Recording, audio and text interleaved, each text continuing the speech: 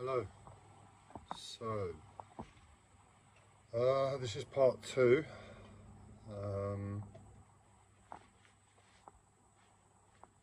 I've literally just stepped in the door, literally just sat down.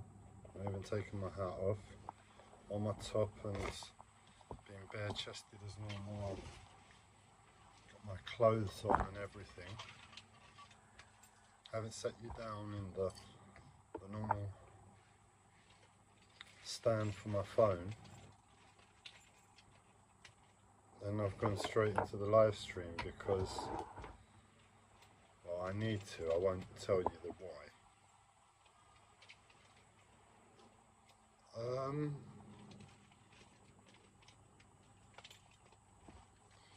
Ultimately, what is the world worth? What is the world worth? What do we mean by that? Well, I know what I mean by it, but it's what the world has become for me.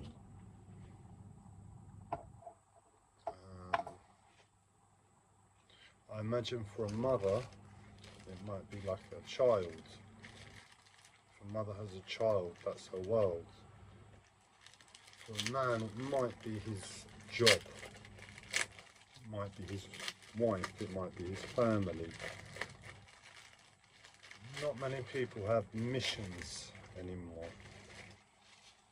But it's, in a weird way, the world is more geared up to people living by missions than anything else.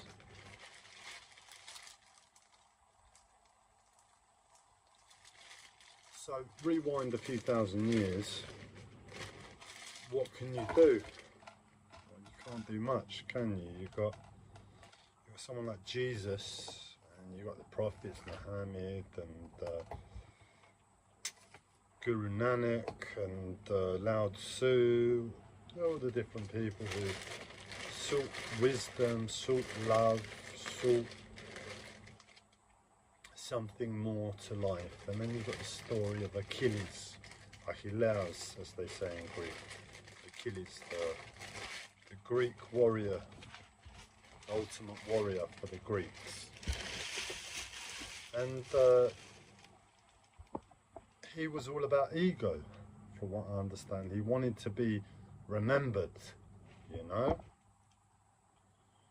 And that's what drove his mission to become the ultimate warrior at the time. But what are you going to achieve a few thousand years ago when the world is all separated and you got this culture over there and they stick to themselves, and this culture over there, they don't let anyone in, this culture over there that doesn't really do anything, and that was the world for many, many years. And it's only been the last few hundred years maybe the world has come together. I mean, you've got the empires that started grouping large chunks of the world, but ultimately the world has been separate chunks. So you could do something within your own empire and be remembered, and that's still worthwhile, that's still something. But what are you really going to achieve? Whereas now it's all like, you've got the internet, you've got computers, you've got technology, you've got social networks, you've got viral posts that anyone can spread a message overnight. But who gets remembered? The person that sprung to my mind just now was Gandhi. Gandhi was the last. We're talking about revolutionaries, aren't we? And then it's just like, what is it, just revolutionaries that do something beyond their life? What about the warriors? What about the prophets? And there's not many people doing that nowadays, and that's really, really weird, isn't it? Considering the world has all come together, is all connected via the internet, it's easier than ever, at least if you're in the Western world, to make achievements in an area. I mean, you'd have to set aside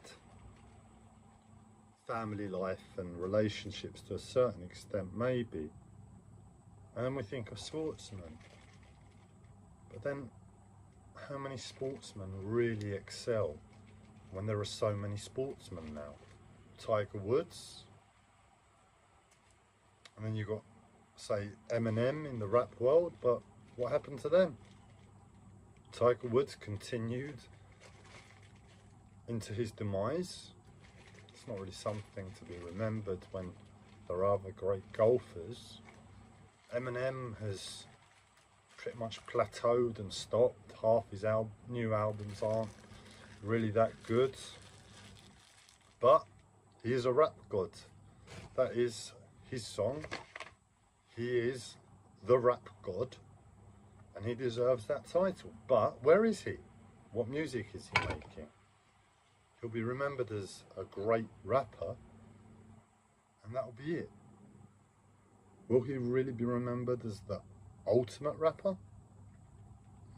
Not really. Not when you take into account Biggie, not when you take into account Tupac, and the achievements they made and the strides they made, introducing the world to rap. In my eyes, that's more of an achievement than, say, maybe Eminem, even though he's more of my time. And I just love the song Rap God, and I don't believe anybody else deserves to sing that God song except for Eminem.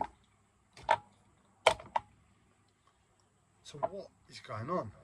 We've got the potential to be immortalized. And there are people, and I know they're not coming to mind, but there's 8 billion people in the world, and we're all just happily going along with our everyday lives. Nobody lives beyond themselves anymore. Where I've been alone for myself through my mental health for many years, no relationships as much as I desired them,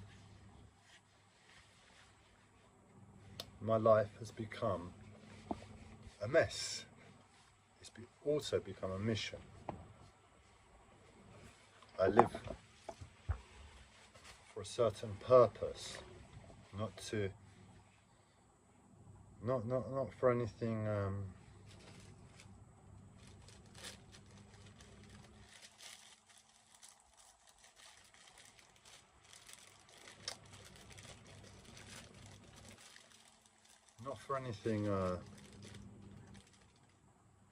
of myself, really. I mean, my needs have to be catered for, I make sure of that, but the ultimate aim isn't for myself, so it's a selfless mission. That's why someone like Gandhi sprang to mind. His mission was for the people. You got Che Guevara and all of that, but they were a bit brutal in the way they went about things. A lot of murders and killings. It's not really where it's at in modern times, you know. On one side, he's a revolutionary, he freed the people, but you hear the stories of what he did, and it's absolutely horrifying to think that this man is immortalized being so brutal. And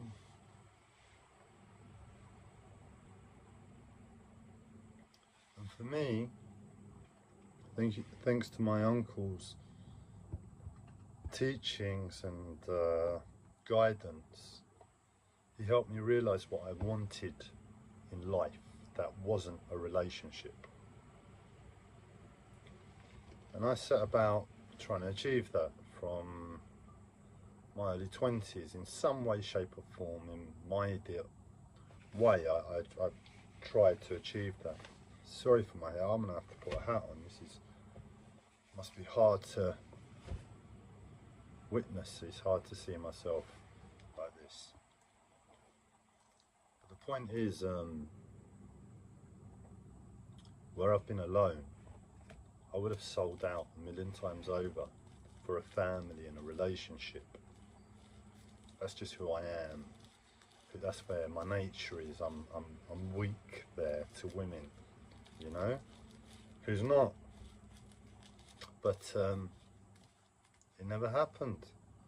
The madness said, stay the hell away. Stay the hell away from this one. And I continued on my journey, continued in my madness. And I never stopped trying to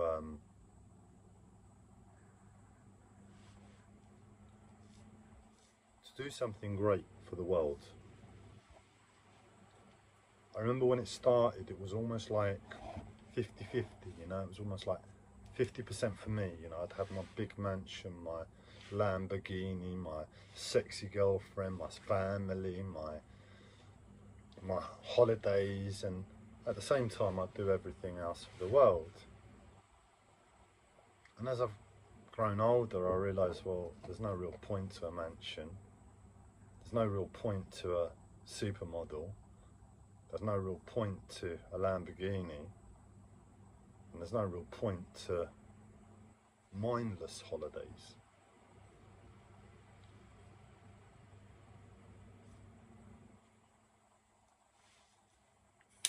I'm just gonna light my smoke.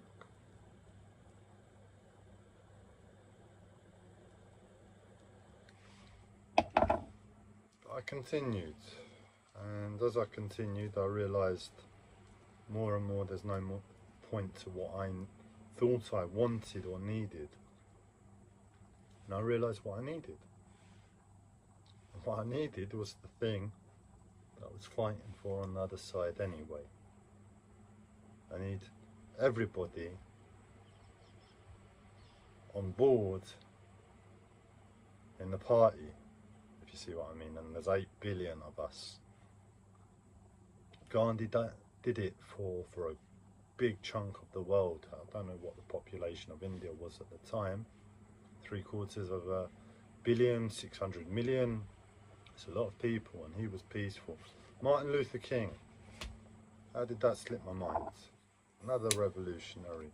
The Thich Nhat Hanh, another one. But who knows the Thich Nhat Hanh? He sat alongside Martin Luther King, guiding him to a certain extent. They were friends. I don't know the relationship, if I'm honest. But he had a lot to do with the problems in Vietnam that had gone on.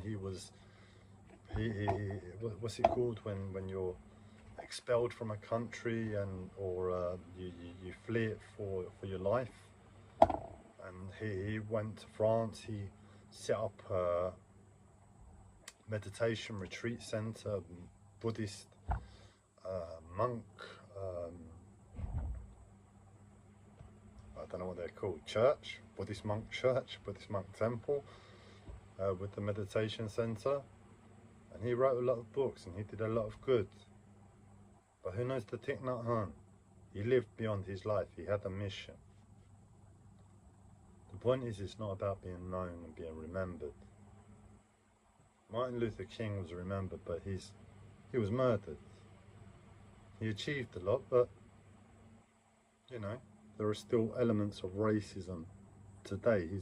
His work was a massive, massive stepping stone along the way to getting that horribleness out of humanity.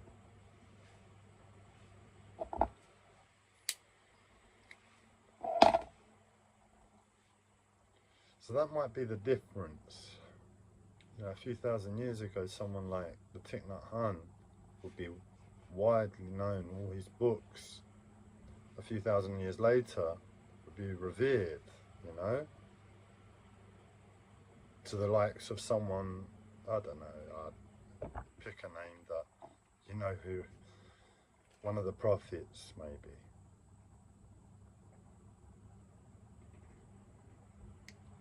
So nowadays, if you set out on a mission, the likelihood is you ain't getting any recognition. So you've got to really be a stupid idiot or mad, or really clever and really know what you're doing. And if you really know what you're doing, you're not really going to be doing it for that reason. Who's going to do it for egotistical reasons? Nobody. Not if you're smart. And if you're an idiot and you're trying to do it out of ego, it just ain't going to happen, is it? But somehow, my uncle has instilled in me a mission that was more than half my mission anyway. He just made it clear for me. My mental health has got in the way of that mission and the rest of my life. But I never stopped fighting for that mission. I just never stopped trying to the smallest level. No matter how in a corner life put me, I just had to do something in that direction. I just had to.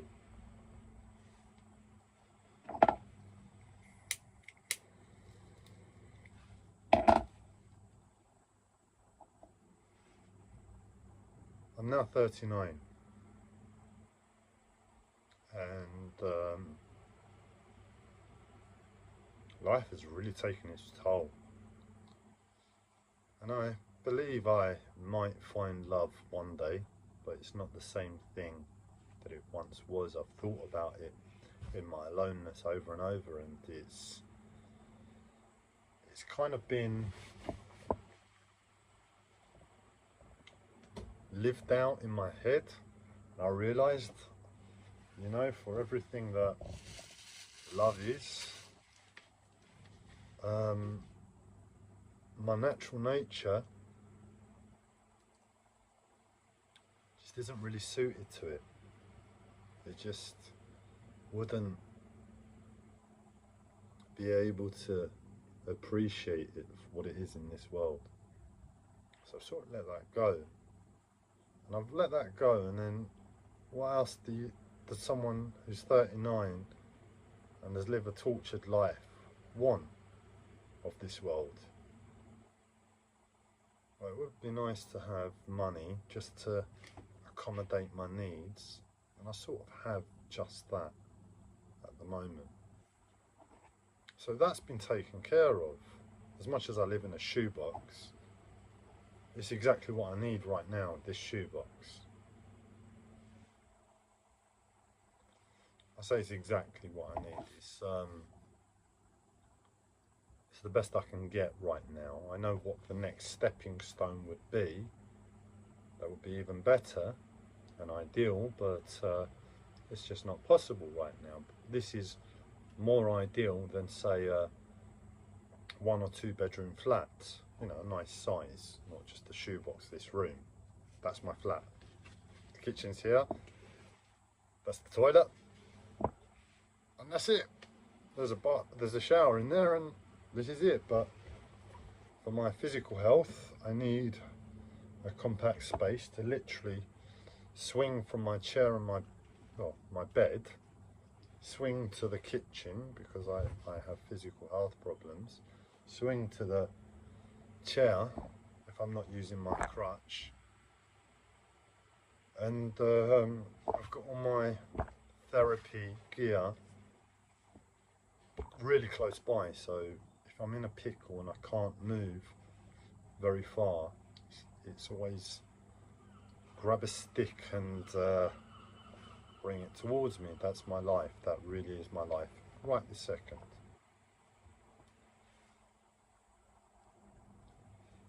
But the weirdness is that is my life.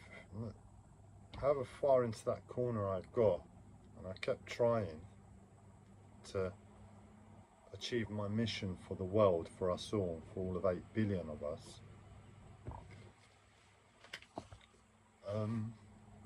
I never stopped trying. by some lucky miracle, about 2 years ago, I stumbled across a way to get really, really rich. Really, really rich, and it would be really, really fast. Then life took it away by wiping my memory. There were reasons why my memory was wiped, and the trauma that was put on me, and the fact that I never wrote it down. I never had a chance to write it down.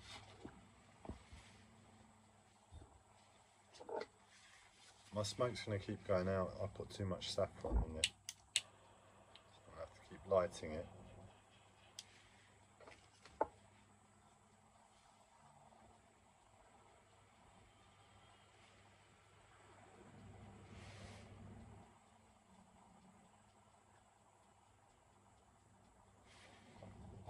So this is my coffee, and watch this. This is my chair, this is my desk, this is my main therapy machine, this is the window. Watch this. Oh. That's the hob. So it's the coffee's on. I really don't need to stand up. That's a huge lifesaver for me. Makes washing up a little difficult, if I'm honest, but you see the mess. It's not a number one well, ironically it is number one priority, but it's not the end of the world.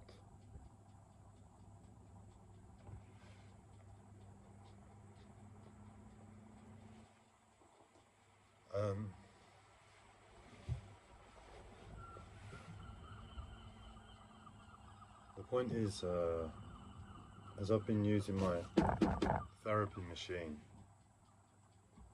and thinking about numbers again,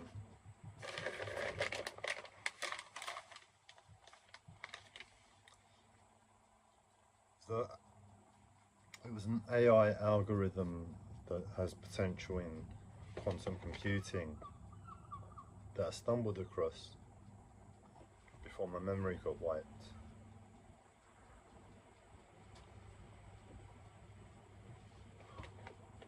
And as I've been using the therapy machine, I've needed to be using numbers again. And as I've been getting into numbers again, I started to remember the numbers that equate to the algorithm. And I've become more and more confident that I can just sit down, write it out, and get on with it, until the therapy machine broke. So this is sort of my life, and there are about 4 or 5 different opportunities that I said to myself, right, I'm going to sit down, I just need to do these few things, tidy up sort of thing, and I'm going to sit down and get on with the therapy machine and actually write down the numbers. And life kept getting in the way, and I wasn't able, and then it broke. And then I sort of broke. Not only is it billions of pounds worth of machinery in principle, in theory, sorry, if I use it and write it down, it's also for my life. It's fundamental for my health. As I said, this is my life. I'm really suffering with my health, and this machine is fundamental, and it's just broken. So on 2 levels I've sort of collapsed.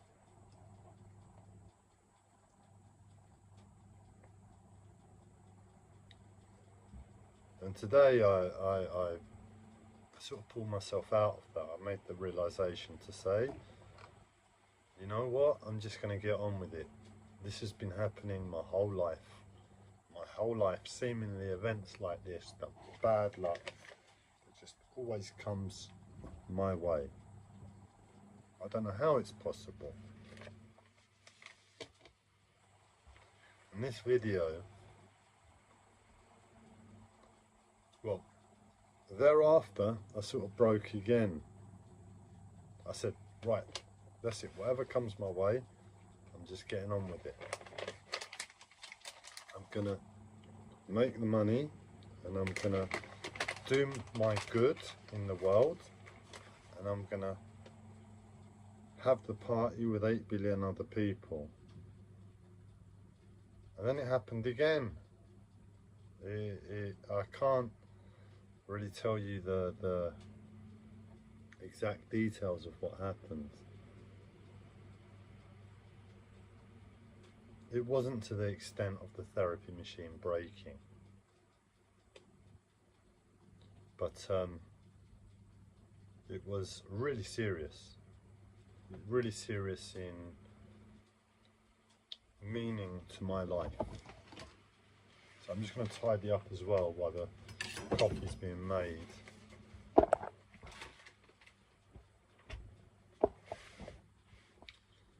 And the point is, as I said, this has happened all my life. Life keeps fighting me. And I've searched and I've searched and I've searched for where life doesn't fight me, so I can see an easy route to that party.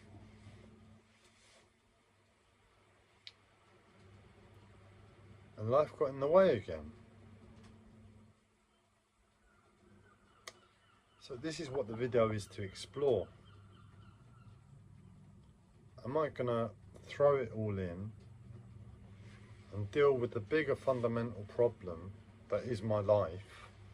Why on earth does life always break and fight me when I'm gonna go big and do good?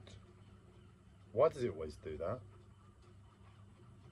Because that really is fundamental to me. Because at the moment, I said, right, that's it.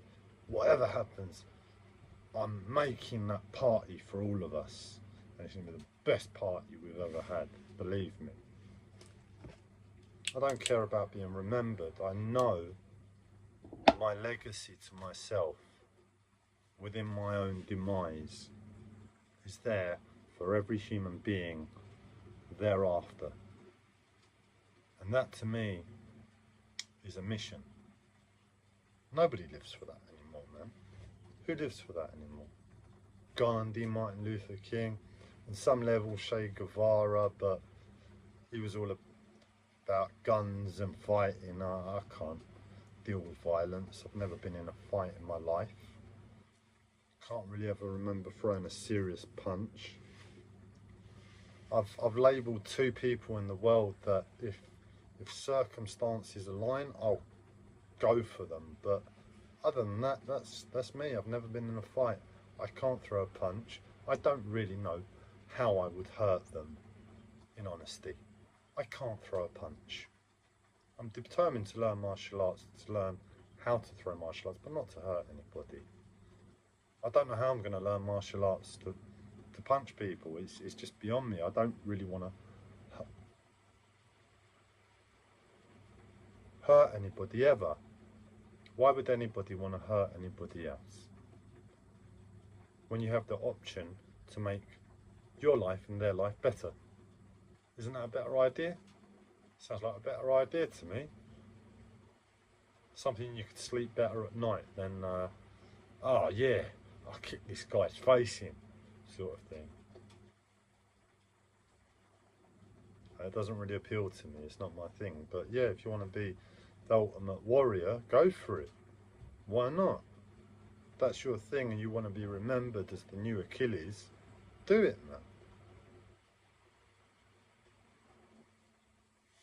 Be the best. I mean, if you want to be a rap star, you don't want to be just any rap star to get paid, have lots of sex and Lamborghinis and tattoos and mansions. You're just anybody, any rap star. No, man, you want to be remembered.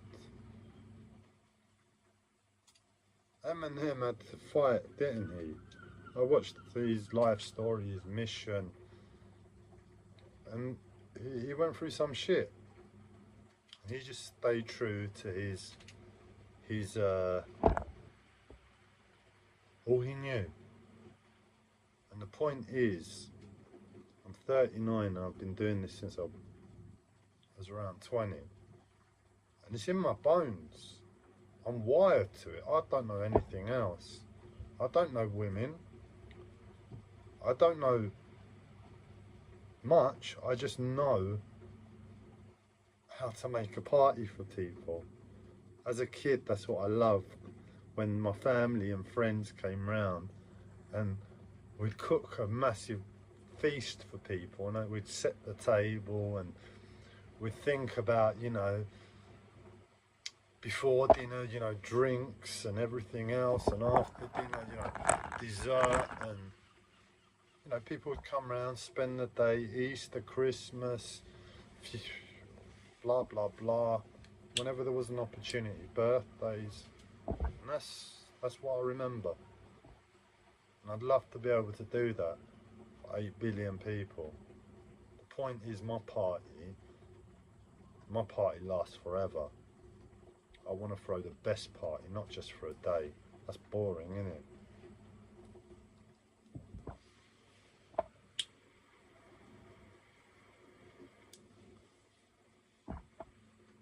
The point is, it's your home. You have all the things that you need to throw the party. You've gone out and you've done your shopping. And what would the analogy be? What would the good analogy be?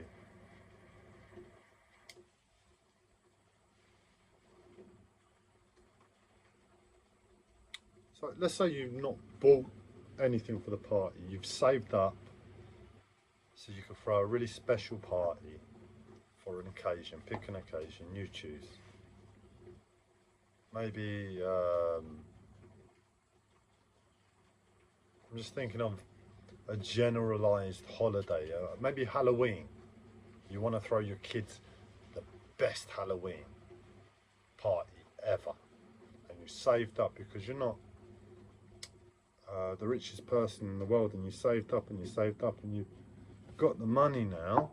You've got the money and you know everything to pinpoint detail that you need for the party, and you've thought about it and you've thought about it, and in your head the party might as well have happened. It's that clear. And you're about to go out and start buying the stuff,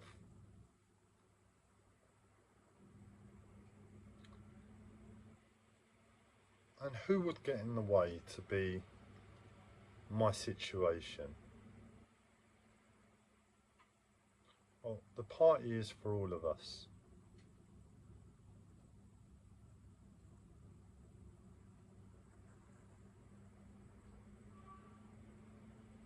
So it's got to be myself. I'm getting in the way of myself.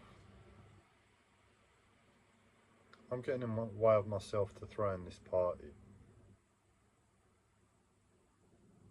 But I am and I'm not, you know? It's like, you've thought about it, you've thought about it, you've worked and you've worked, you killed yourself absolutely to save all this money, and you're about to throw the party and you realise you just don't have the energy. That's what it is.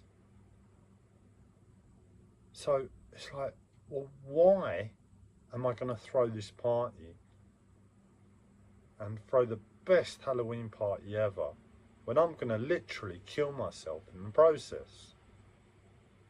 It doesn't make sense, does it?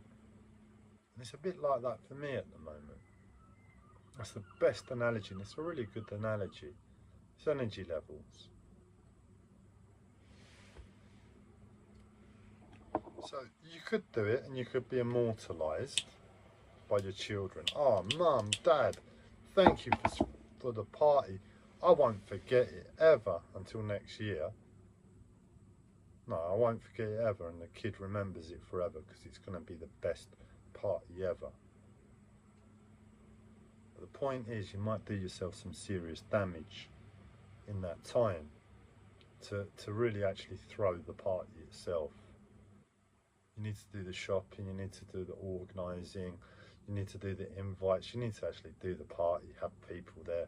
And if you've got a weak nervous system like me, that's just a bit painful at the very least. So you can quite easily see, to throw the party itself is impossible, almost. not impossible, but you start questioning, well, what are you doing? And that's where I'm at. I've been given everything needed to throw a party for the whole world. And my energy levels keep telling me, what are you doing, man? Stop. Stop.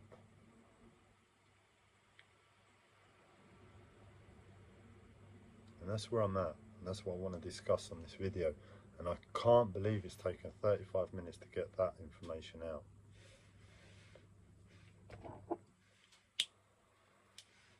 The point is, I know the future. One way or another, this party's happening. Whether it's now, whether it's next year, whether it's the year after that, my bones are just wired to it. And I have the numbers in my head that are just too simple not to make good of. So it's gonna happen. So I guess the question is, not do we throw the party or not? Do we throw the party now or in the future? Have I gone too hard at it now, and do I need a year or two before I'm in a position to throw this party? Do I need to go on holiday first, sort of thing, and just get my breath back, and I can do it for the kids?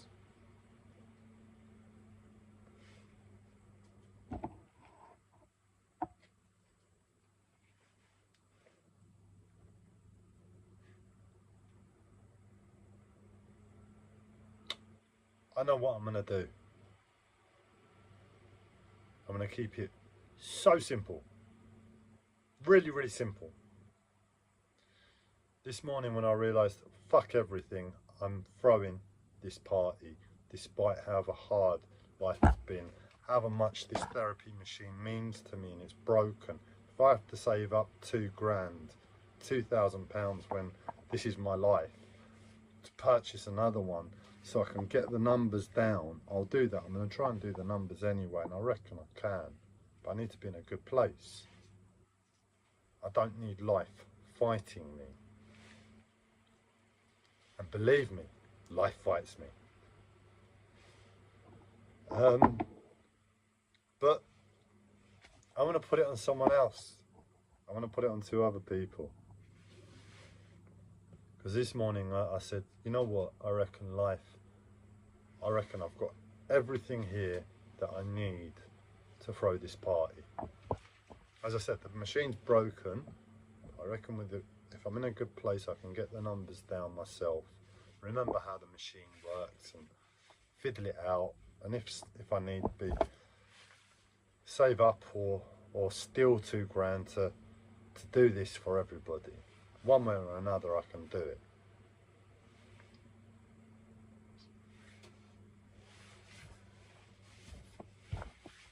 But I've been alone for 14, 15 years. Sorry, I'm in a bit of pain with that. 14, 15 years. Haven't had any female contact, no friends, family contact has been absolutely limited.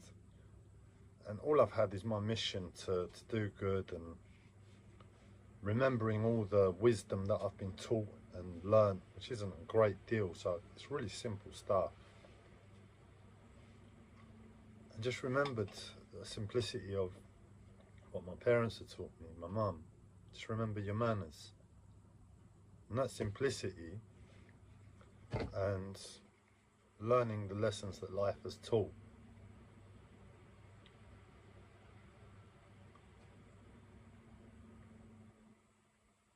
And learning the lessons that life has taught me has kept me in a place where I can go out and I can communicate with people.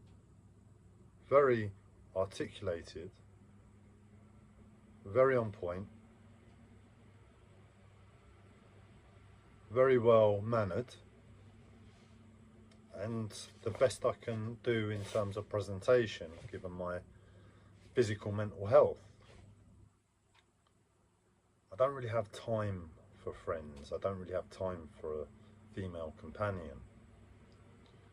And my friends have all moved away anyway. But for some reason, I messaged 3 friends this morning when I was figuring out what shall I do with my life. I'm breaking, I don't know what to do. And as I came to the decision, right, whatever happens, I'm getting on with the world. My life broke again.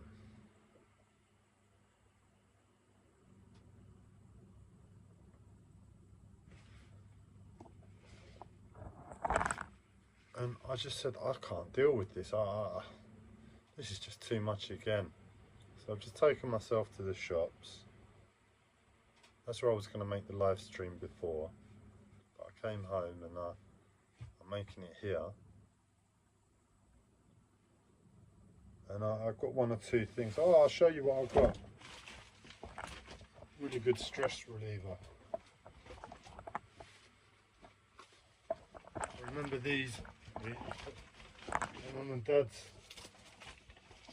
had a couple of these when I was a kid, and I used to play with them. Don't know what they're called, but they come in a nice fancy oriental box. Balls.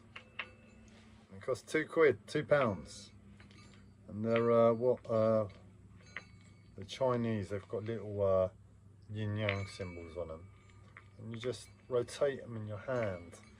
I'm struggling with my posture and my body and my motor neuron movement. I know I said that wrong, but I'm struggling with my body, my nervous system, and just trying to get them to go around the other way is great exercise. So I treated myself to this. I said, you got 20 quid. You got 20 quid to get yourself something from the charity shop. That's where I like to spend money. eBay and charity shops. Amazon when I have to. And I found these. They were £2, so I only spent 10% of what I was allowed. And I went into quite a few charity shops. We're lucky, there's about 5 or 6 here. And this is all I found today.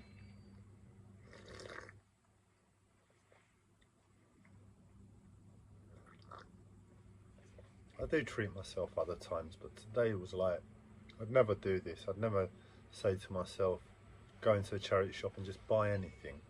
That's what I said. Anything.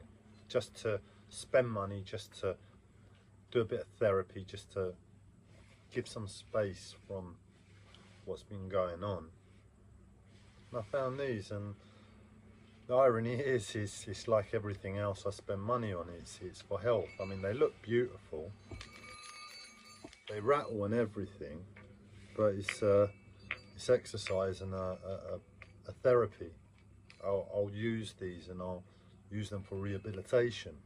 Everything I own is therapy and rehabilitation. I've linked everything I own to health, rehabilitation and therapy. That's me. That's my life. That's all my money. That's everything I spent. And I couldn't go and buy some clothes because I don't really care about clothes. I can look good if life lets me. I've got enough clothes to look good, but life just doesn't let me. So what am I going to spend £100 on a nice shirt for when I look like this most of the time, because this is how life lets me look? There's no point. So I found these, and it's not really health, is it? It's what would you describe it? You just turn them around in your hand. It's a relaxation tool, an anxiety tool. But they're Chinese, they're Oriental, and that looks kind of flashy to me. I like the Oriental, how can I put it? You know, like the bamboo and the theme when you think about China and all? I don't know. I'm waffling at the moment, but either way, Taoism is my thing, and these say Taoism, so that's a type of wisdom religion from China that I've had a bit of time to just with my uncle. Basically, he was the Taoist. He studied in Taoism to a certain extent. I don't think he would have called himself Taoist, but he studied in it. I know he really got into it, and he was the one who said, look, this is you, this is what you want, is it not? And I said, yeah, pretty much. And that's pretty much as much I've got into Taoism, but because it was spot on, I just like Taoism. I mean, if it's simple and it makes sense, do it. You know, Christianity, the Bible to me just says blah, blah, blah, except for one phrase, let food be thy medicine. The rest are just pointless stories, and that's it. And Jesus' message to them, everybody on the planet, is let food be thy medicine. So Taoism is what my uncle gave to me, and whatever looks like Taoism to me, because I don't really know Taoism, and Christianity, which I was christened into and divorced when I was about 16, says let food be my medicine, and that really makes sense to me, so I keep that as well. With Islam, I don't really know it. People have tried to sell me the Quran many times, and I think I've had a few, never read them. I don't really read, but I'll listen to the Mecca live stream, because somehow, whatever it is about Islam, Mecca is the Mecca, is where it's at, isn't it? And all it is people walking around this massive black cube that's apparently from outer space. Really, really weird to me, but that to me says there's something there that means something. And in the background on the live stream they play Islamic music, and the Islamic music sounds, to me, it does something to me, and I might put some on after this message. Yeah, it might be therapeutic. So there's things to take from everything, and a big black block from outer space says, oh, that's cool, that's a religion, that's not boring to me. I don't really know much about other religions, so I've gone off on a bit of a tangent, just waffling, because I don't really know what to do. I was going to say, I contacted some friends this morning and I said, look, I've got everything here to change the world. I could do with some friends along the way. I know you don't live local, but can you be friends on WhatsApp? Can we start chatting again? I know it's been quite a few years.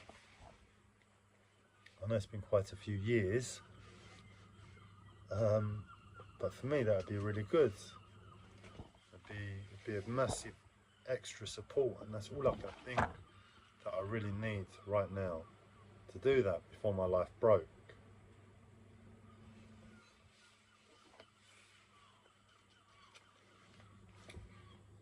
So I was going to say, if my friends come good, I'll throw the party.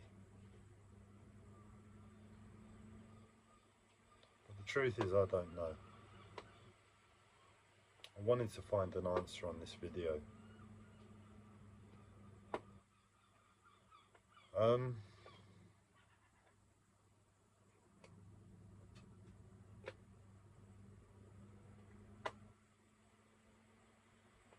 Yeah.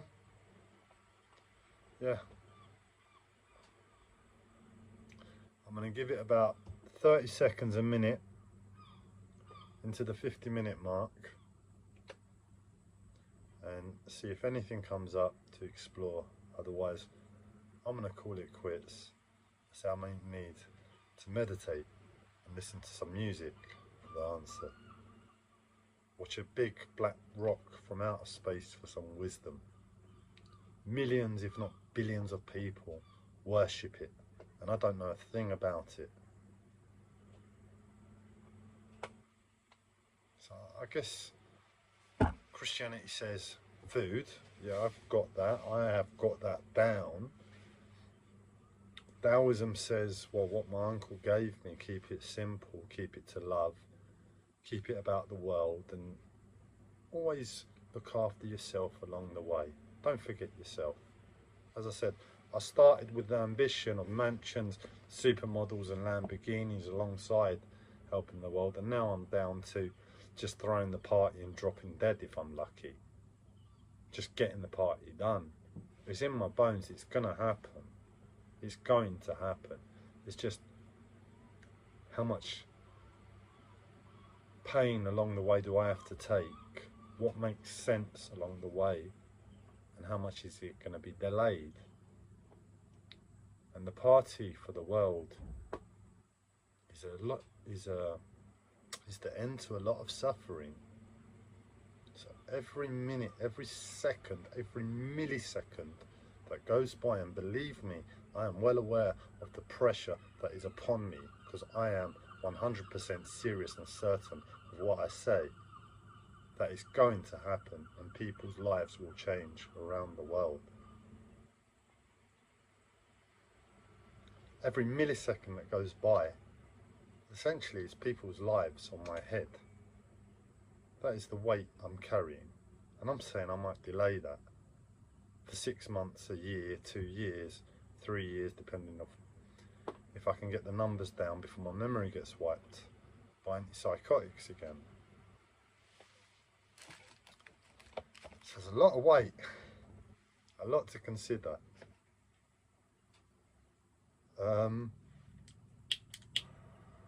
I'm going to go and watch a live stream of a big black rock from outer space with music from another language and another